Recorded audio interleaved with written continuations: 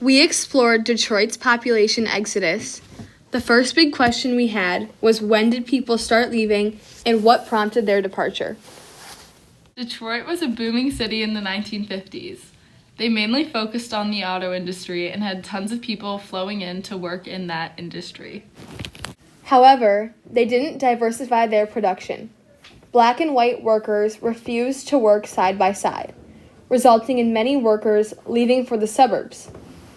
The industry then experimented with automation,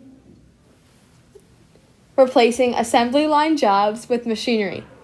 Tens of thousands of jobs were lost. Jobs continued to be lost during the energy crisis in the 70s and 80s. The energy crisis occurred when the Western world, specifically the United States, Canada, Western Europe, Australia, and New Zealand, faced substantial petroleum shortages as well as elevated prices. The vast majority of this population loss was due to the deindustrialization of Detroit that moved factories from the inner city to the suburbs.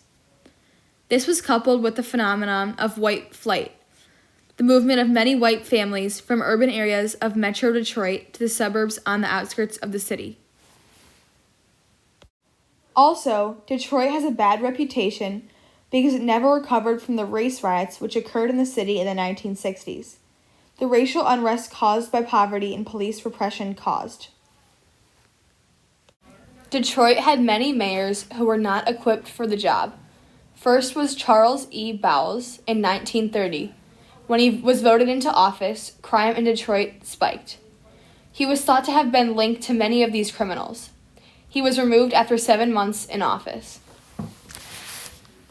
Next came Edward Jeffries, who was mayor from 1940 to 1948.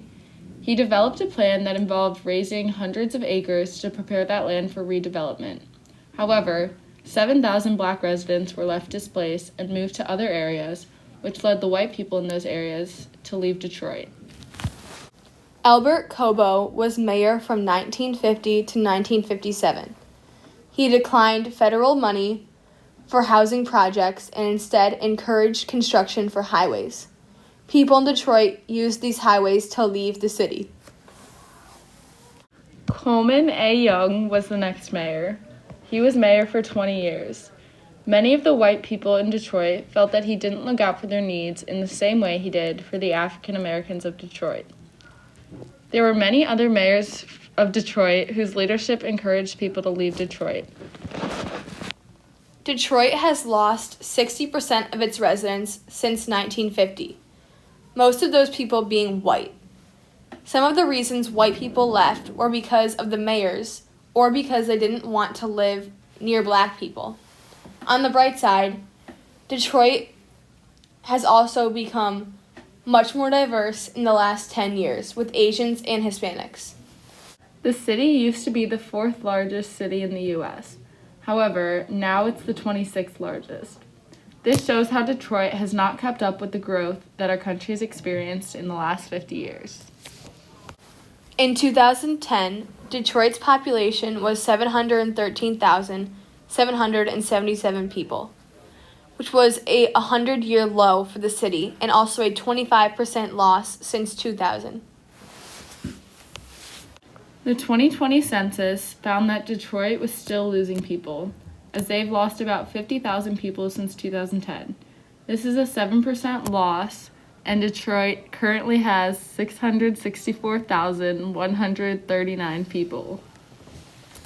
After the census this past year, Michigan lost a seat in the House due to their declining population.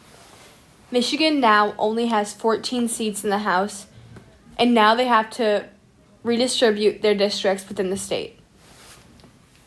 Mike Duggan, the current mayor of Detroit, is not happy with the census count.